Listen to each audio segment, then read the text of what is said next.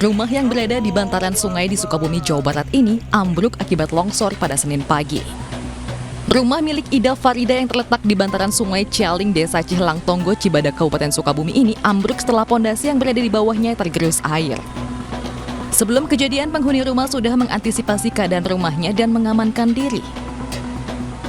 Dari siangnya udah kelihatan terkikis terus, jadi saya tidak terlalu di situ gitu, jadi ke rumah saudara.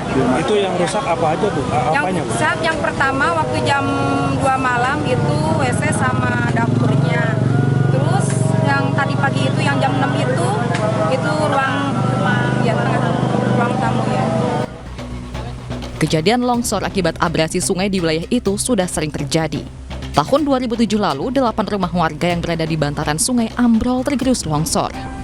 Warga yang berada di bantaran sungai pun diminta untuk selalu waspada mengingat curah hujan tinggi diprediksi akan terjadi hingga beberapa hari ke depan.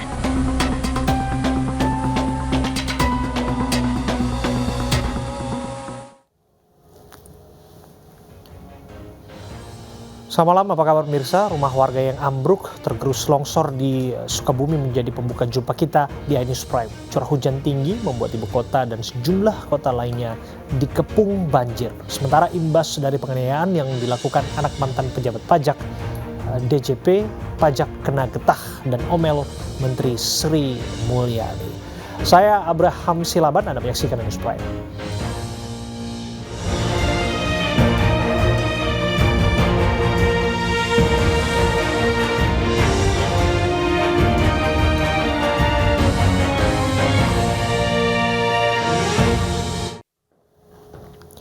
Mirsa, jembatan Cikeretek yang ada di Jalan Bogor, Sukabumi amblas akibat longsor. Warga pun harus mengeluarkan uang lebih karena lalu lintas dialihkan ke jalan tol.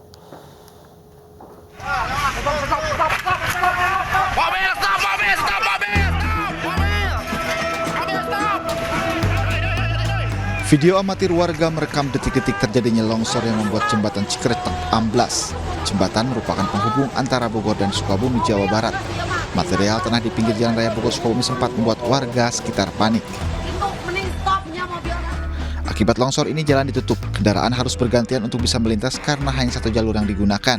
Masyarakat harus mengeluarkan uang lebih karena angkutan kota masuk via tol Bocimi. Ada yang lewat tol, ada. Ini aksesnya sebenarnya kemana Bang? Angkot? Aksesnya di Sukasari di Curug. Terpaksa akhirnya penumpang terpaksa sampai sini. Sementara ini penumpang gimana Bang? Penumpang ya jalan, ada yang maksain lewat tol tapi ongkosnya naik. Ini biasanya naik angkot? Biasa naik angkot. Terus? Jadinya gini, harus jalan sebentar, terus double. Oh, angkotnya dari arah Ciawi sampai Bogor hanya sampai Racamaya aja. Karena jalannya sudah rusak. Ada longsor. Iya, ada longsor. Akhirnya sekarang jalan aja. Longsor di lokasi ini merupakan kali kedua. Masyarakat berharap agar pemerintah khususnya Kementerian PUPR segera memperbaiki jalan yang saat ini hanya bisa dilalui satu jalur.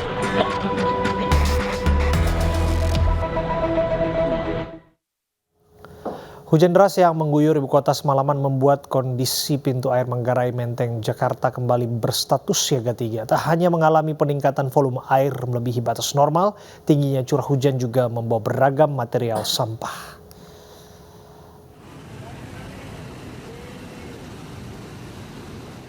Debit air Manggarai Menteng, Jakarta Pusat pagi tadi mengalami peningkatan yang cukup drastis.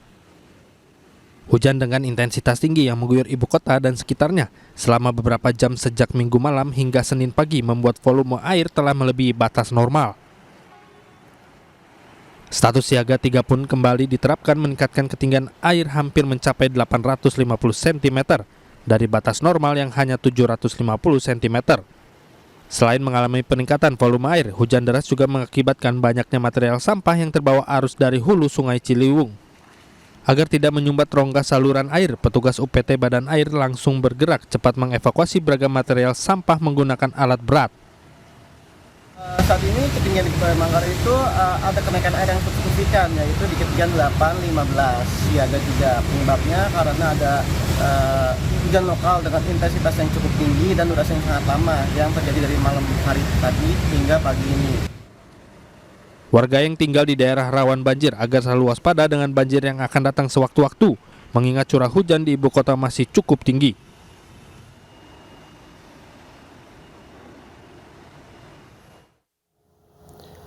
Banjir yang melanda kawasan Kebonpala, Jakarta Timur hingga malam ini sudah mulai surut. Warga setempat yang bertahan di rumah masing-masing membersihkan lumpur sisa banjir. Berikut laporan Galuh Pandu bersama juru kamera Dandi Bernandi dan Iriansyah. Ya pemirsa, banjir yang terjadi di Kebonpala, Kelurahan Kampung Melayu, Jatinegara, Jakarta Timur sudah mulai surut di malam hari ini sekitar pukul 7. Dari banjir yang tadinya ada di ketinggian 120 cm sore hari tadi dan sekarang sudah mulai surut, pemirsa dapat dilihat di sini. Dan warga juga terlihat sudah mulai membersihkan sisa-sisa banjir. Dan untuk mengetahui mungkin lebih jelasnya seperti apa peristiwa banjir di sini, saya akan mencoba berbincang dengan salah satu warga di sini. Bu, boleh berbincang sebentar, Bu? Boleh, Bu. Boleh kenalkan namanya siapa, Bu? Bu Juju. Iya, Bu Juju boleh hadap sini, Bu. Oke, Bu Juju boleh ceritain ini tadi banjirnya dimulai dari jam berapa, terus mulai surutnya seperti apa, Bu? Oh, tadi dari pagi jam 6 udah masuk, terus pas gedenya itu dari sini ke sono tuh sampai rumahnya Manono. Gede. Terus surutnya sore, udah azan asar itu udah, maksudnya turunnya lama. Sedikit. Ya sampai sini biasanya kan langsung cepat. Ini enggak turun-turun kok gitu sampai sekarang sampai segini gitu. Dari Ibu sendiri ada banjir seperti ini tidak mengungsi, Bu? Enggak. Kalau misalkan gede baru saya ngungsi. Kalau misalkan segini mah enggak, di loteng aja tidur. Berarti tidak mengungsi tapi di loteng. Oke. Bu Juju, terima kasih banyak. Ya, warga di sini sudah mulai membersihkan ya bekas-bekas banjir, kemudian juga membersihkan lumpur-lumpur yang terjadi endapan karena banjir yang terjadi di sini. Dan memang informasi yang kami dapatkan bahwa sudah sering terjadi banjir di sini dan warga memang memutuskan untuk tidak mengungsi apabila banjir terjadi karena masih dalam tahap yang aman. Dan sampai saat ini sementara itu yang dapat kami informasikan dari Jakarta. Galuh Pandu dan di Bernadi. Iriansyah Wahyudi, iNews melaporkan. Intensitas hujan tinggi di wilayah Kota Bekasi, Jawa Barat membuat Jalan Nusantara dan perumahan Pondok Hijau Kota Bekasi terendam banjir Senin siang. Sementara akibat meluapnya Sungai Cirarap, puluhan rumah warga di Kecamatan Pasar Kemis, Kabupaten Tangerang, Banten terendam banjir dengan ketinggian 1 meter.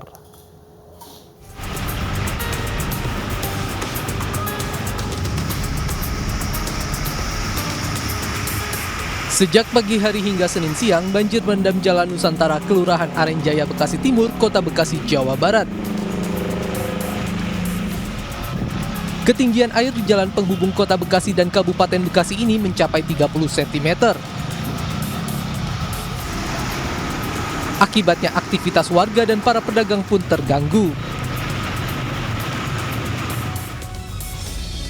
Hal sama juga terjadi di perumahan Pondok Hijau, Pengasinan Rawalumbu, Kota Bekasi. Ketinggian air sudah mencapai 70 cm. Petugas BPBD pun menyiapkan perahu karet untuk evakuasi warga. Sedikitnya ada 15 titik banjir yang tersebar di 9 kecamatan dengan ketinggian air 30 hingga 70 cm. Selain curah hujan tinggi, saluran pembuangan yang tidak lancar menjadi penyebab banjir. Hari ini ada 4 titik yang terdampak di atas 50 cm ya. Contohnya di Pondok Hijau Permai yang tempat kita berada saat ini, kedalaman mencapai sekitar 70 cm, tapi sudah mulai berangsur surut. Saya cek yang kedalaman saat ini rata-rata tinggal 30 cm. Cuma ada 1 titik yang masih sekitar 60 cm, 70 cm di dalam. Banjir dengan ketinggian 1 meter merendam 25 rumah warga di perumahan Pasar Kemis, Kabupaten Tangerang, Banten, Senin siang. Banjir disebabkan intensitas curah hujan tinggi dan meluapnya air dari Sungai Cirarap. 25 kepala keluarga terpaksa harus mengungsi ke musola. Aksi kejar-kejaran dan kericuhan terjadi dalam razia badut jalanan yang dilakukan Dinas Sosial dan jajarannya di Kota Makassar, Sulawesi Selatan. Peristiwa ini terjadi lantaran pihak keluarga tidak terima keluarganya diamankan oleh petugas.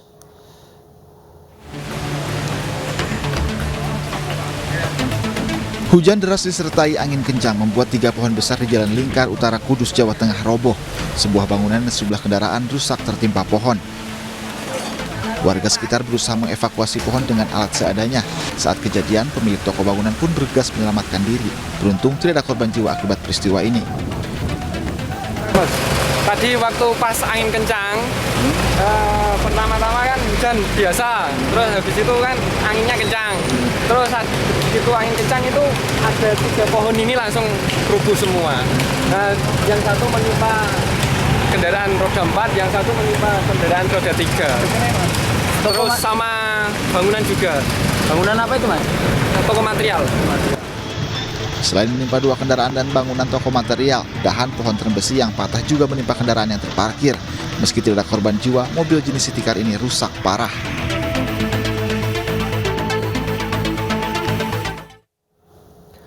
Kebakaran hebat yang melanda permukiman padat penduduk di Kelurahan Petojo Selatan, Jakarta menghanguskan puluhan bangunan semi permanen.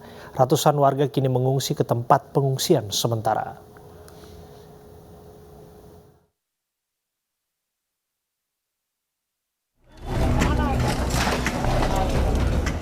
Sejumlah warga mencari barang-barang yang tersisa akibat kebakaran hebat yang melanda pemukiman padat penduduk di Jalan Muiz, Kelurahan Petojo Selatan, Tanah Abang, Jakarta.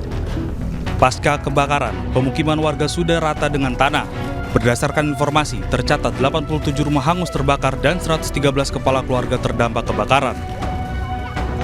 Wali Kota Jakarta Pusat, Dani Sukma, datang menyambangi lokasi dan memberikan bantuan kepada masyarakat yang menjadi korban. Sementara ada 5 titik lokasi pengungsian untuk korban kebakaran.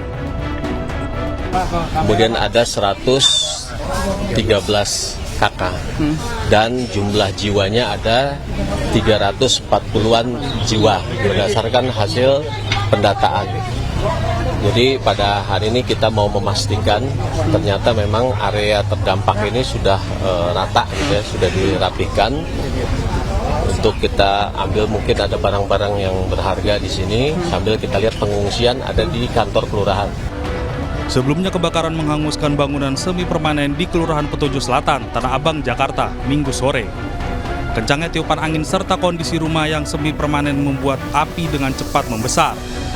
24 mobil damkar dengan 96 personil pemadam kebakaran diterjunkan untuk memadamkan api. Akses jalan yang sempit serta banyaknya bangunan yang terbakar menyulitkan proses pemadaman. Namun 3 jam kemudian api dapat dipadamkan. Sidang lanjutan kasus peredaran narkotika dengan terdakwa mantan Kapolda Sumatera Barat, Irjen Teddy Minahasa kembali digelar. 2 saksi mahkota dihadirkan, yakni mantan Kapolres Bukit Tinggi, AKBP Dodi Prawiranegara, dan Linda Puji Astuti.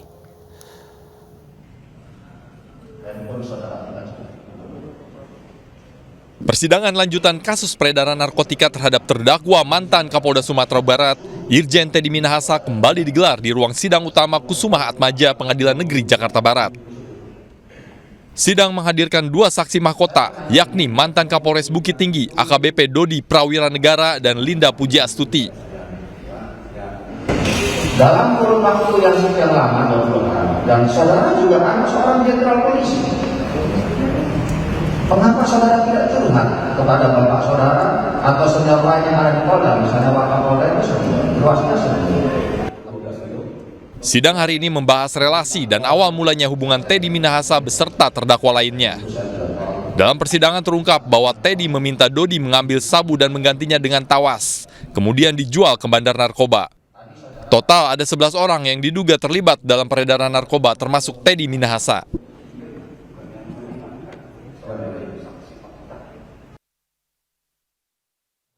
Mirsa, terpidana Richard Eliezer mulai hari ini mendekam di Lapas Khusus Salemba, Jakarta. Informasinya kami hadirkan untuk Anda saat lagi.